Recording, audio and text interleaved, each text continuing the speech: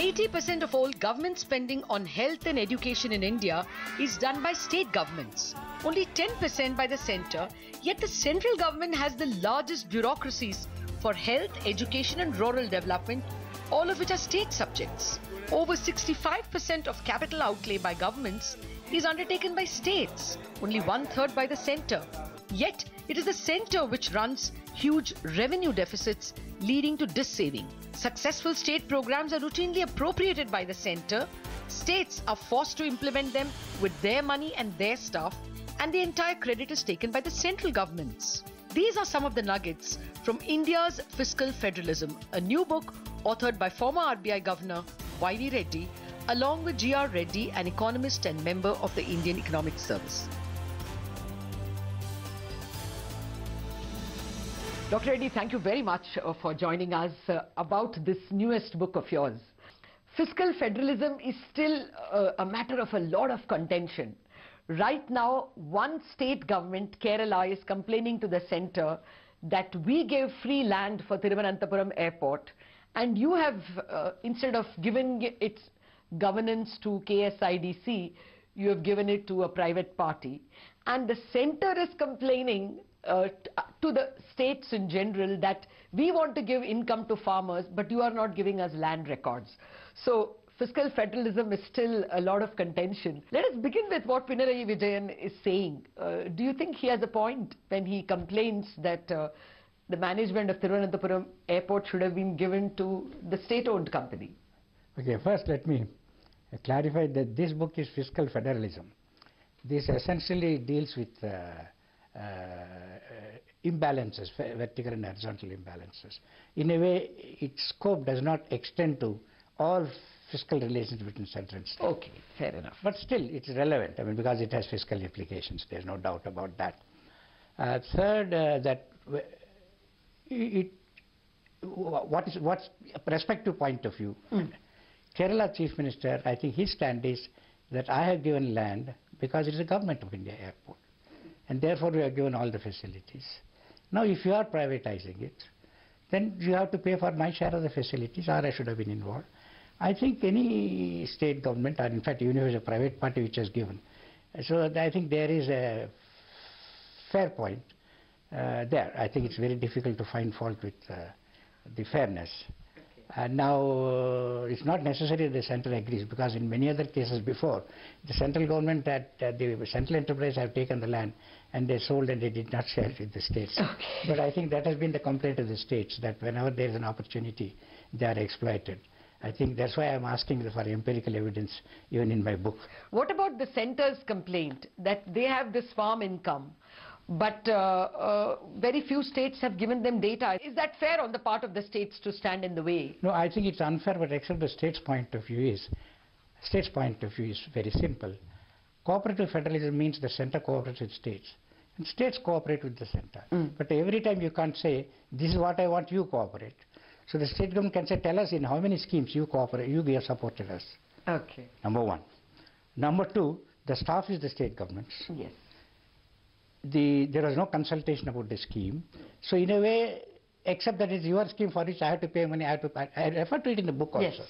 So I think ultimately the question is whether something is a jointly arrived at program.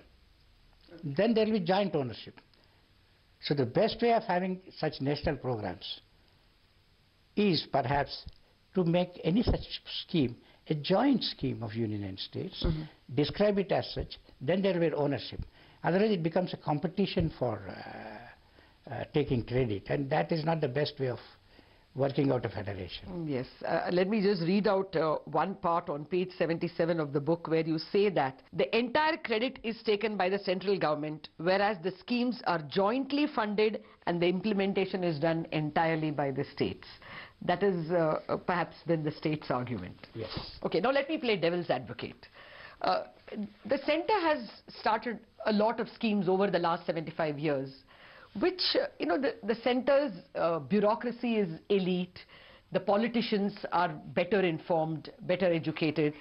So are not central schemes, more useful? Are they not, the social expenditure, for instance, whether it is Sarva Shiksha Abhiyan or MNREGS?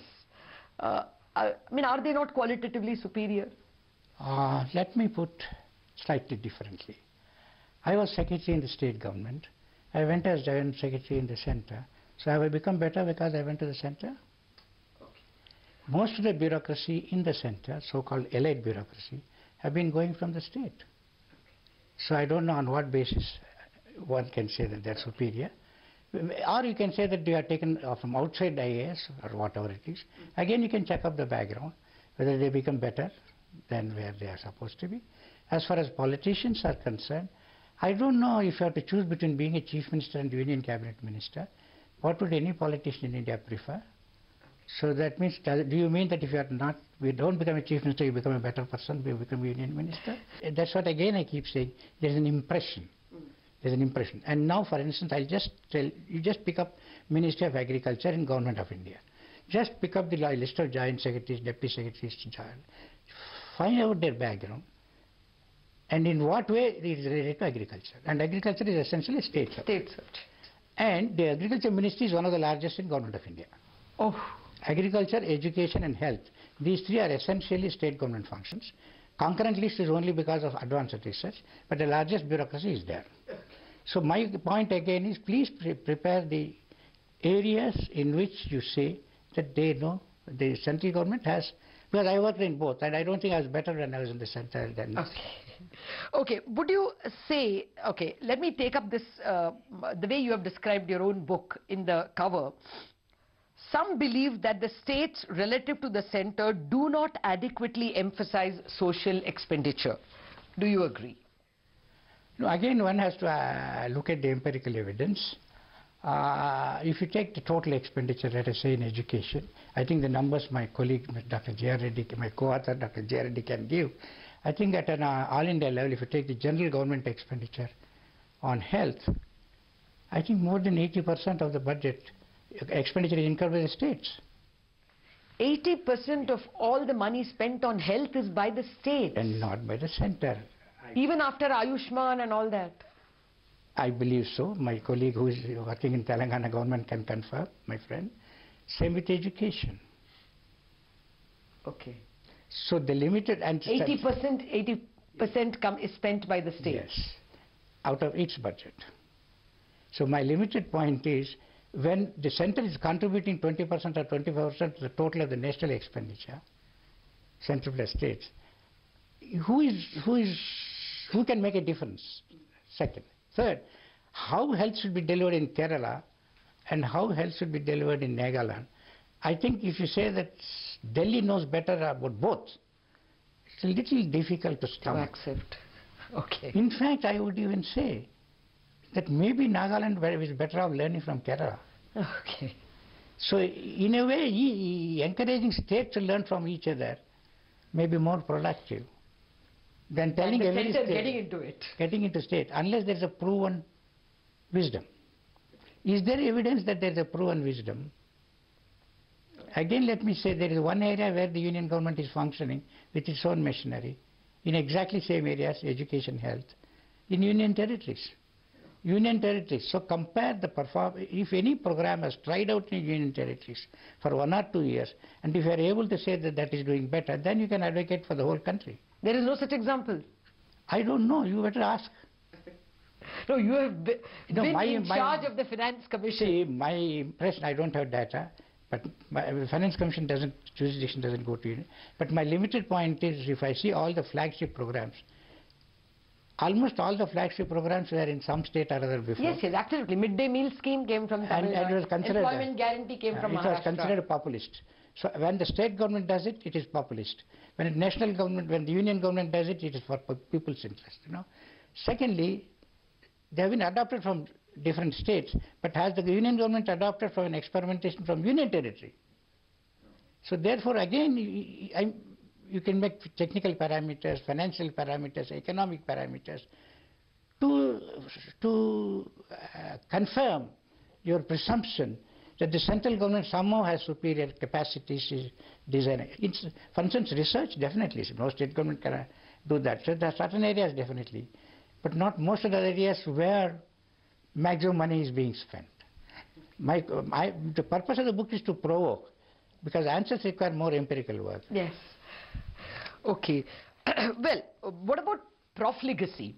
Has the centre been fiscally more prudent than the states, or have the states been more prudent? The impression is the states have been profligate.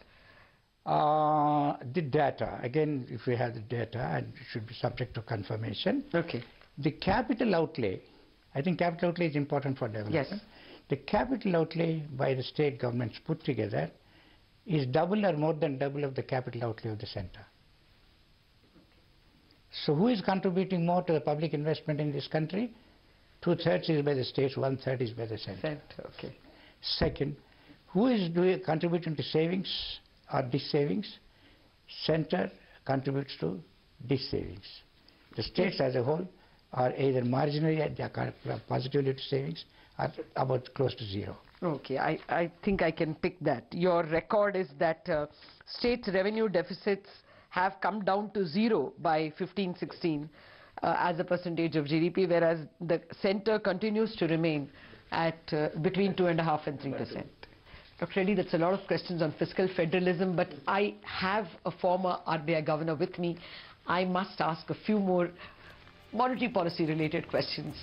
Do stay with the special edition of Indianomics. I've been speaking with Dr. Y.V. Reddy, who has just co-authored a book on Indian fiscal federalism. Dr. Reddy, more generally, are you a little worried as both a former governor and a chairman of a former 14th Finance Commission, that now both are becoming fiscally irresponsible? We are seeing competing loan waivers, competing farm income transfers.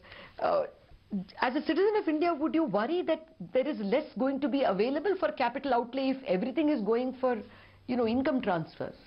See, as a citizen of India, as a citizen of India, observing carefully, the issue is simple.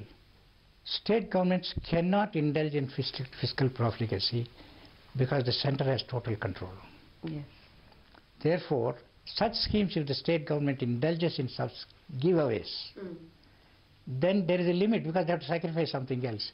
There is a hard budget constraint imposed by the centre, effectively imposed.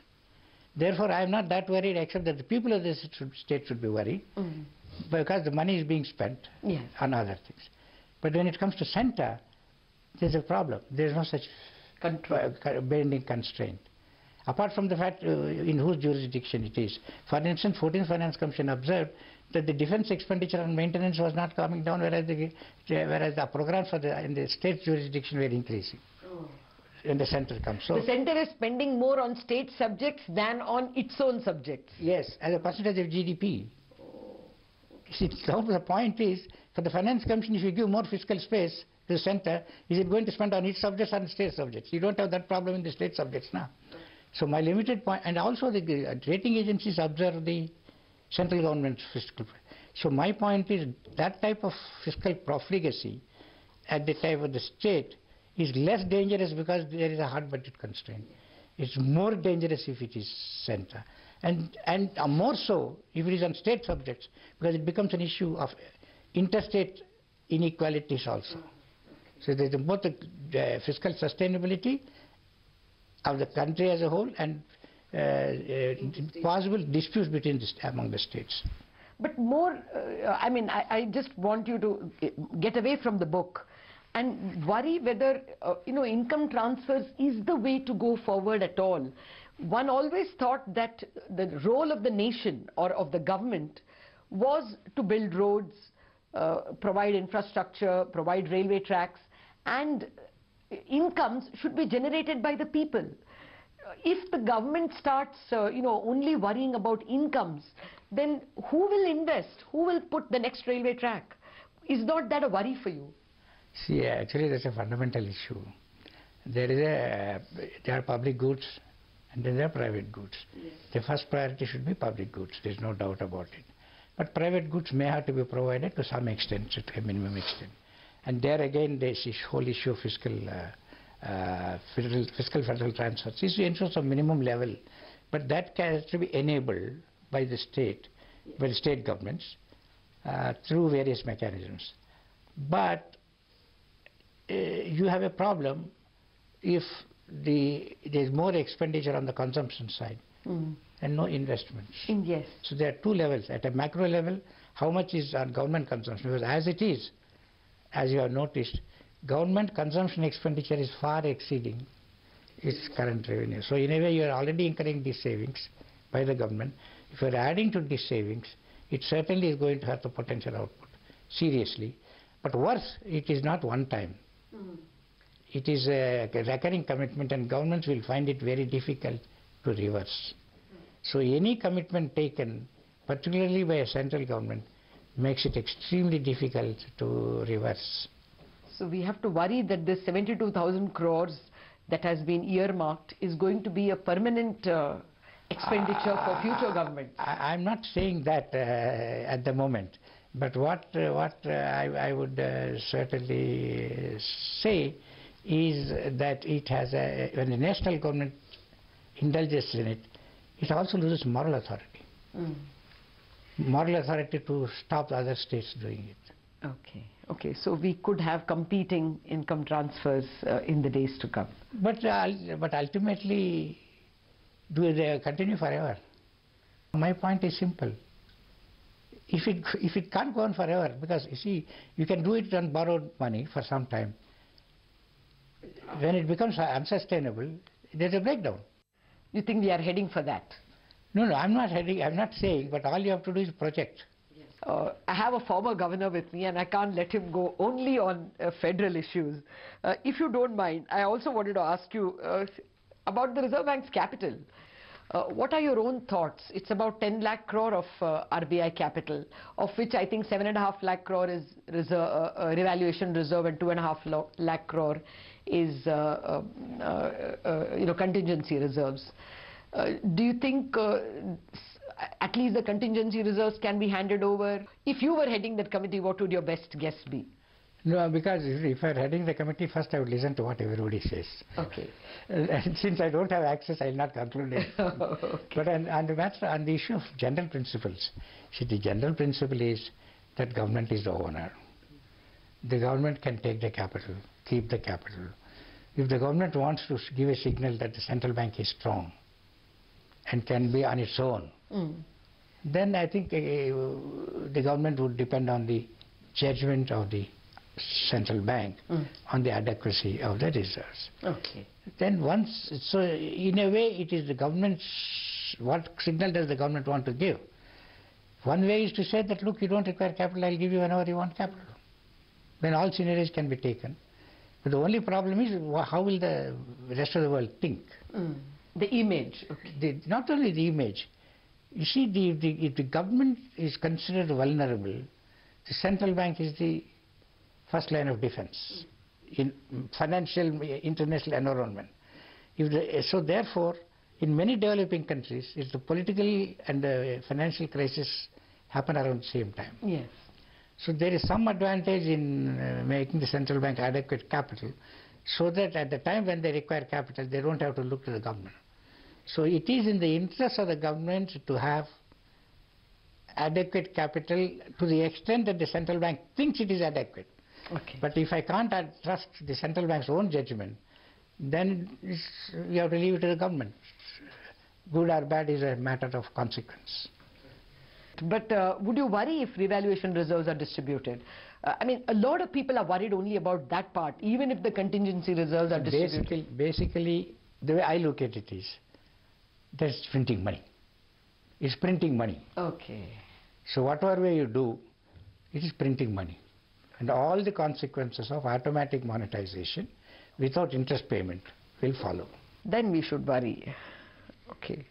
Because as it is, we are seeing a lot of open market operations by the Reserve Bank.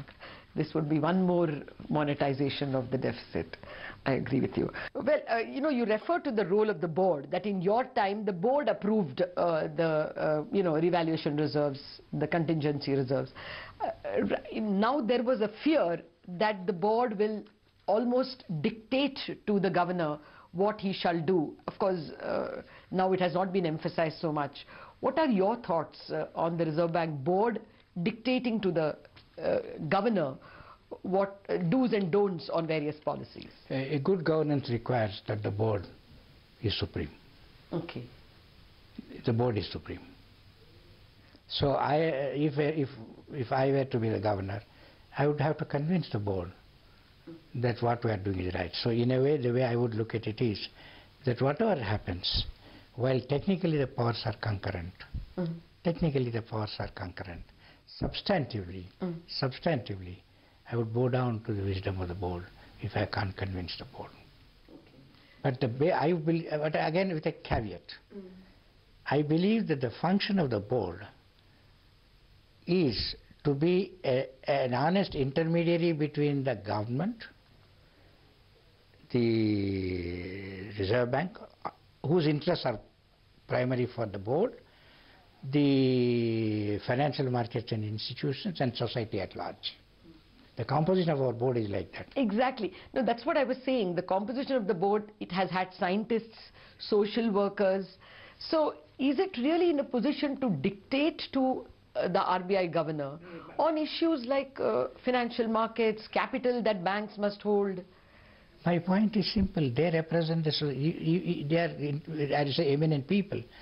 And therefore, if a governor is not able to convince them, with all the time and money at his disposal, if you are not able to convince the representatives of the society. But the problem arises if the board itself is so constituted that they are not willing to listen. That becomes more problematic.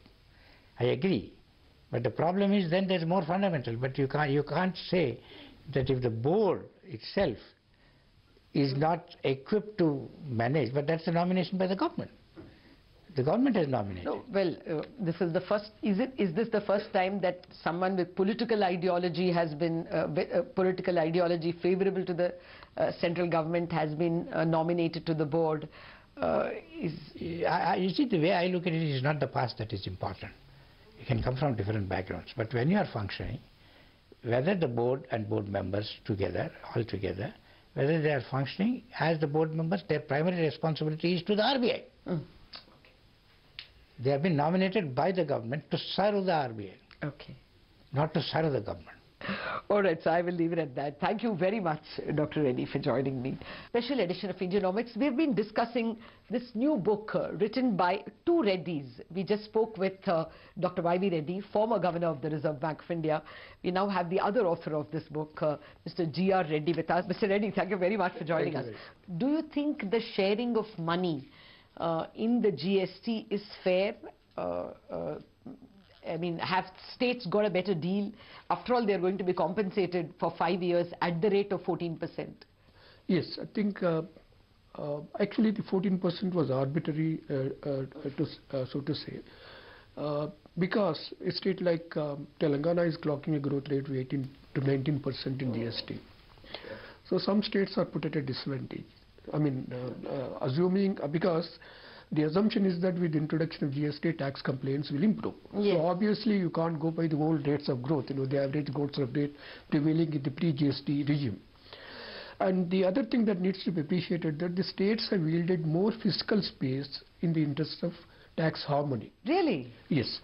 Because the important source of revenue that was available to the states was VAT, which was contributing close to 60% of the total own tax revenues. Now, the states have wielded close to 50% of their revenue base to the center. Whereas this center has yielded only 32% of their fiscal space. Even after the excise duties, central excise duties and the service tax are subsumed under GST, the center is still left with elastic source of revenue such as income tax, corporation tax and customs. So this needs to be appreciated, and then in the GST Council, center has almost a veto power kind. So obviously there is a trust deficit between the center and the states. This needs to be bridged.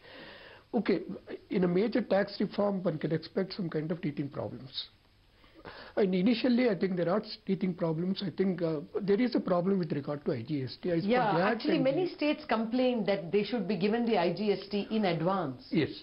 So what is happening is that there are delays in apportioning the IGST between the center and the states, because there are also delays in giving ITC credit to the exporters. So till the centre is making money on the float. Yes. Till these issues are settled, this money is lying with the centre. Actually, this money is supposed to be parked outside its consolidated fund of India, whereas at present it is parked with the consolidated fund of India. The centre has access to these funds. But should not the Chief Minister of Telangana, whom you are advising, demand the money? I think the Chief Minister of Delhi raised this issue in one of the GST meetings. Hopefully next meeting we should also raise this issue. The other thing is about the GST compensation cess. This cess was imposed on sin goods. Yes. Currently it is taxed at the rate of, cess is levied at the rate of 25% on both CGST and SGST. One thing is that there is surplus which is not being distributed to the states. So as per the Act, I think there's supposed to be whatever surplus that is left in the fund, compensation fund, is supposed to be distributed to the states after 2022. Oh, so if again the government makes money on the float? Yes. Okay, so the central government is making a lot of money. So I think the centre should come forward and say that I think they should make this distribution of IGST as well as compensation cess more transparent. It is good to hear that. Let's end this book on that positive note. Thank you very much, Mr. Reddy, for joining me.